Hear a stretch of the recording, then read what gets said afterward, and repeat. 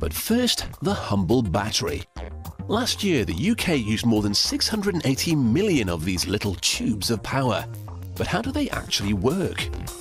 These cases are for the standard AA battery. But what else do you need to make one?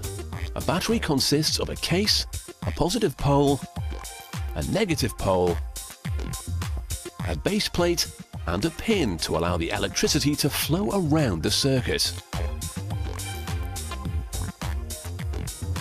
It's hard to believe that a small tube with a sticker on it powers so many household devices. They're used in everything from remote controls to MP3 players. But have you ever wondered how they work? We've established batteries have a positive and negative pole. The negative pole is full of electrons which are all trying to escape. Electricity is the force used when they move from a negative pole to the positive one through an electrical circuit.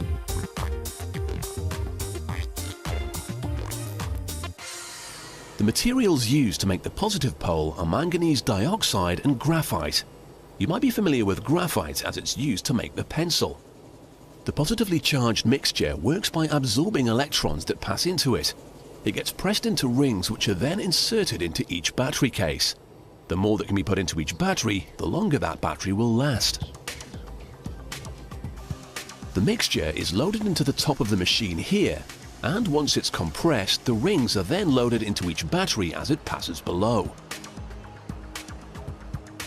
For the battery to work, the positive and negative poles must be kept apart. A rubber-like material is rolled up and used to create the internal barrier that does this.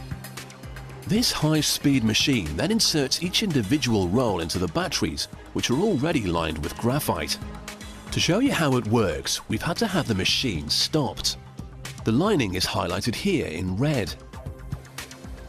As the batteries come out of the machine, they've slowed just enough so you can see the white lining in each case.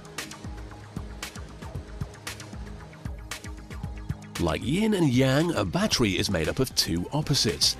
They have both a positive pole and a negative one. We've got the positive.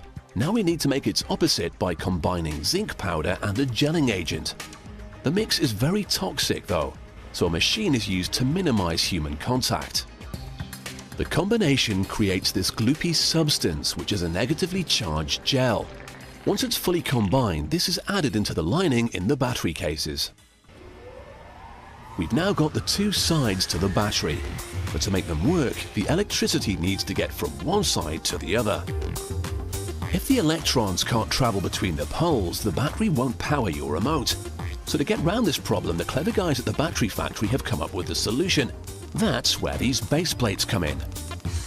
Although it's normally used for the road surface, each plate is loaded with a squirt of bitumen.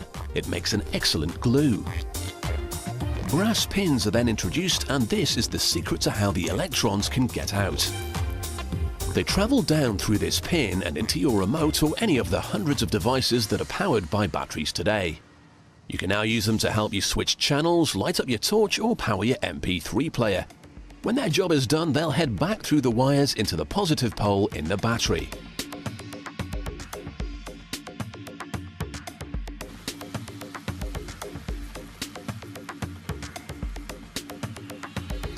Once they've been assembled, the plates and pins are fed into this machine, and a hydraulic press squeezes them into the waiting case.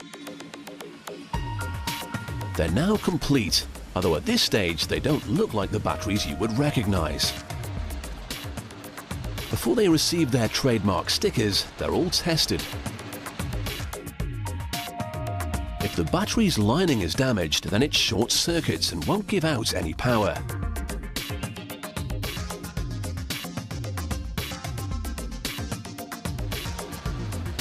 This machine tests each one and removes any of the faulty ones, so you're not left frustrated and powerless.